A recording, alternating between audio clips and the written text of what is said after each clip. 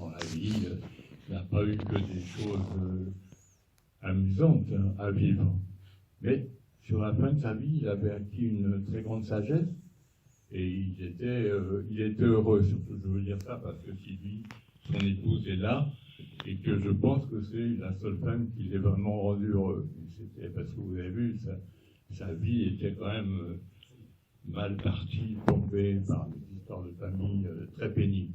Et puis après, la bataille avec les socialistes parfois, François Mitterrand aussi, a été dur. Mais comme je l'ai dit moi-même dans le film, il était extraordinairement dur au mal.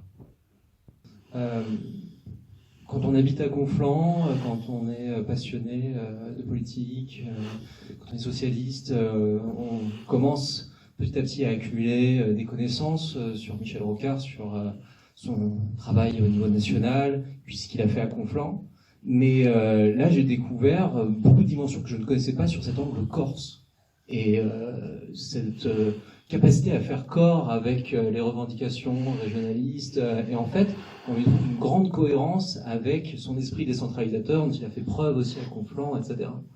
Et je voudrais savoir, du coup, dans ce thème de la Corse que vous développez tout au long du documentaire, est-ce que vous avez vu en effet cette continuité, cette cohérence globale, ou est-ce qu'il vous a surpris aussi sur certains aspects, et pourquoi, par bien entendu l'influence de sa compagne Sylvie Rocard, bien sûr, mais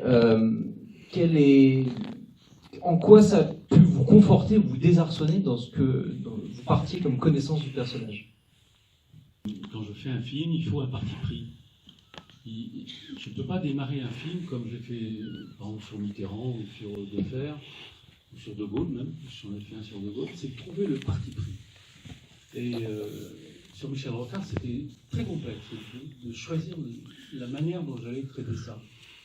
Et le hasard faisant bien les choses, je discute de Michel, comme souvent avec tous ceux qui l'ont connu, avec Sylvie Hubac qui est dans le film, qui me dit il faut absolument que tu vois Sylvie, parce qu'elle a cette lettre absolument qui m'a alors là déterminé à faire le film. C'est le jour où je vois cette lettre, j'irai dormir en Corse. Peu de gens dans le milieu politique connaissaient cet attachement de Michel Rocard. Et je lis cette lettre, qui n'est pas du tout une lettre politique, c'est une lettre de quelqu'un qui a envie de laisser un message, qui a envie de dire le fond de sa pensée à la fin de sa vie, qui est profondément humaniste comme on n'imagine pas, qui est aussi, parfois, on l'a remarqué, naïf. Mais dans le bon sens du terme, il dit ce qu'il pense. Et cette lettre, qui fait 3 pages, c'est tout, elle résume d'une certaine manière l'état d'esprit d'un homme qui sait qu'il va partir. Et la différence entre Michel Rocard et bien d'autres hommes ou femmes politiques, c'est que lui, il écrit tout. Il écrit tout.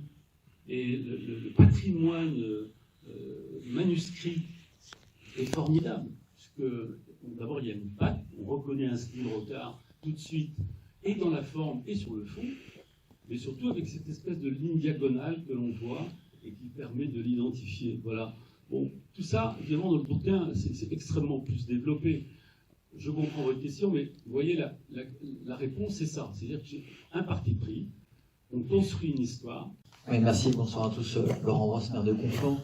Je voulais d'abord vous remercier, Monsieur Dijon, d'avoir réalisé ce film, que je trouve une bonne approche. C'est à la fois une approche, je dirais, politique et personnelle de Michel Rocard. Et l'image est intéressante aussi parce que nous sommes ici à Conflans-Sainte-Honorine, dans la capitale de la batellerie. Donc de le voir sur un bateau, moi je ne connaissais pas cette passion de Michel Rocard pour le bateau, ça a pleinement sa place à Conflans. Et au-delà de ces sujets-là, ce qu'on remarque aussi chez Michel Rocard, c'est ce côté technique. J'avais lu la biographie de Jean-Paul Huchon qui a été consacrée, comme celle de Pierre-Emmanuel Guigaud d'ailleurs, qu'on retrouve dans le documentaire, et il y avait toujours une capacité de Michel Rocard à analyser, au-delà du côté politique, d'analyser techniquement les sujets.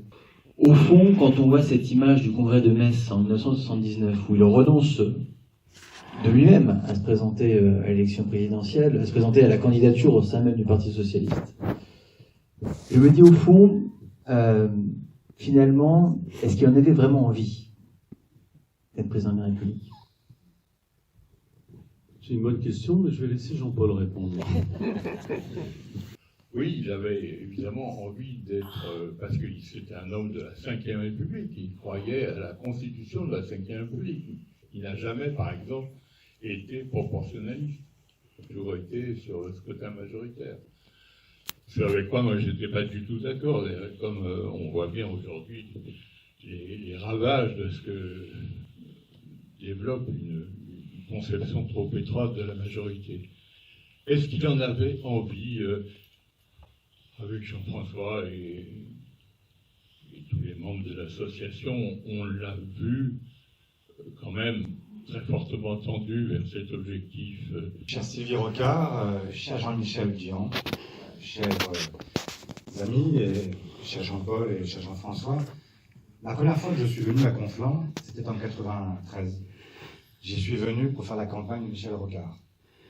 Jean-Paul, à l'époque Manuel, avait appelé tous les jeunes rocardiens à la rescousse pour venir faire cette campagne qu'on savait difficile face à Pierre Cardot. Moi, je n'imaginais pas un seul instant que Michel Rocard, l'homme pour lequel j'étais engagé en politique, il a hélas perdu. J'y suis revenu l'année suivante. Je suis revenu l'année suivante parce que je suis venu me marier à Conflans. C'était certainement une histoire assez curieuse, puisque je n'étais pas conflanais, ma femme ne l'était pas davantage, mais Jean-Paul sait, parce qu'il avait été de ceux qui avaient permis cette dérogation, et j'ai été marié à l'époque par Valérie, qui a été adjointe au maire ici pendant longtemps. Mais donc je fais partie de ces jeunes rocardiens qui ont espéré avec Michel Rocard, qui ont été fiers de ce qu'il a accompli, et cette formule qui était peut-être un peu publicitaire, mais qui le résumait assez bien, parler vrai, agir juste, penser loin, ça le caractérisait tellement bien. Et finalement, le seul regret que j'ai, c'est que dans l'image qu'on a continué à véhiculer de Michel Rocard après son départ de Matignon, après sa longue vie politique, c'est d'en avoir fait la droite de la gauche. Pour moi, il n'était pas la droite de la gauche. Il était évidemment un homme de gauche. La dernière fois que j'ai mangé avec lui, en 2012, ou en 2013, je ne sais plus très bien, on était à table avec Christophe Castaner, et il nous a dit Rocardien, c'était bien, moi peut-être. Enfin, la réalité, c'est que moi, la seule chose que j'ai demandé à toutes et à tous, c'est d'être socialiste. Ça le caractérisait tellement. Cette volonté de ne pas s'approprier une part de l'histoire, de vouloir rattacher à un nom, à un patronyme, mais de rattacher à une histoire, à une famille politique, à une famille de pensée. Et finalement, je devrais en reparler à Christophe, parce que lui a finalement fini par oublier. Moi, je n'ai pas oublié cette phrase, et je suis resté socialiste. Et enfin, je veux dire qu'effectivement, il était certainement peu fait pour la dimension monarchique du pouvoir. Des hommes qui incarnent, et sans doute que François Mitterrand incarnait bien plus que Michel Rocard cette dimension dans un pays qui a connu la monarchie, l'Empire, et qui a eu du mal à se débarrasser des attributs du pouvoir. Effectivement, c'est un social-démocrate nordique, Michel Rocard. Et je continue à plaider, encore aujourd'hui, le fait que notre démocratie rejoigne le droit commun des démocraties européennes. Je ne crois pas à cette persistance qui est institutionnelle, mais que le général de Gaulle a imposée à faveur des événements de 58 et de la guerre d'Algérie. Mais moi, je crois que nous devons, si nous voulons rentrer dans une vraie démocratie épanouie, nous devons rejoindre ce cœur de la démocratie européenne et avoir des hommes qui ne s'imaginent pas en empereur ou en roi, mais qui s'imaginent pouvoir changer la vie. Je finis juste un mot. Je crois savoir, je sais que Jean-Jacques Goldman avait prévu de faire la chanson de la campagne de Michel Rocard en 88, s'il avait été le candidat. Et cette chanson, vous la connaissez toutes et tous, c'était « Il changeait la vie ». Et ça parle d'un cordonnier, ça parle de beaucoup de gens très simples, ça parle de gens qui faisaient plus qu'ils ne disaient. Et Michel Rocard est de ceux de cette gauche qui dit plus, qui dit et qui fait ce qu'elle dit. Et il était, pour cette raison, un modèle. Et encore aujourd'hui, j'espère qu'il inspirera beaucoup d'entre nous, parce qu'il était vraiment l'homme dont on peut se réclamer et rester fier. Et à toutes celles et ceux qui l'ont accompagné tout au long de leur existence, je dois leur dire aussi qu'ils ont été mes précepteurs, mes modèles.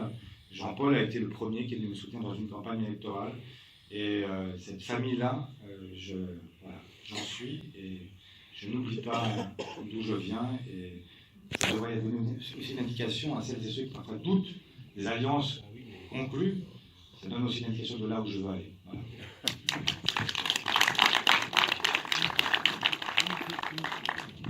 Quand vous avez parlé, est-ce qu'il a regretté de ne pas être président? En fait, souvent, il me dit non, je ne regrette pas, parce que j'ai fait beaucoup plus de choses que si j'avais été président. Donc, il a été dans l'action, il aurait aimé que ça continue, c'est certain. Et souvent, quand il écoutait l'actualité, il disait il y a des choses qui le contrariaient, il aurait voulu que ça bouge différemment, ça c'est sûr. Et même par rapport à Macron, tout ça il l'a dit à Macron, il est dit, tu es trop jeune, attends, il ne connaît pas les syndicats, tu ne sais pas. Voilà. Et pour en revenir à Michel, autrement, quand Ségolène Royal s'est présentée, il a été la voir pour lui dire « Tu n'y arriveras pas, je connais les socialistes, ils ne te pardonneront pas et ils te font payer. » Je crois qu'un petit peu, ça s'est un petit peu passé comme ça. Merci beaucoup, Jean-François.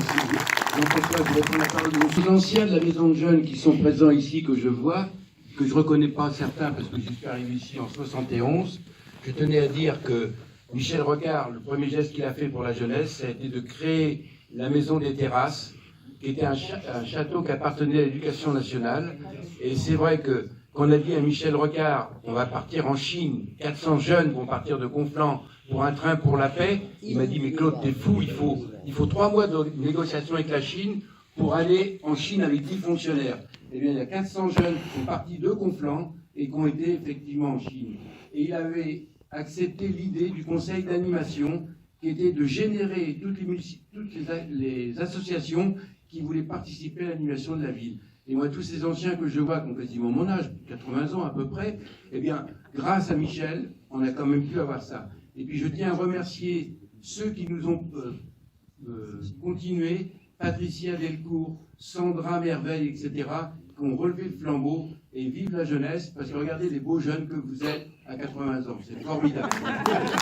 Alors, tout ce qui concerne l'organisation, il y a un chapeau là-haut, surtout ne le mettez pas sur la tête, le mettez un petit peu dessous, et puis après, il y a la signature pour Jean-Michel Dian, son livre, et puis après, on se retrouve dans l'entrée, dans le patio, pour boire un coup ensemble, et puis on vous embrasse tous.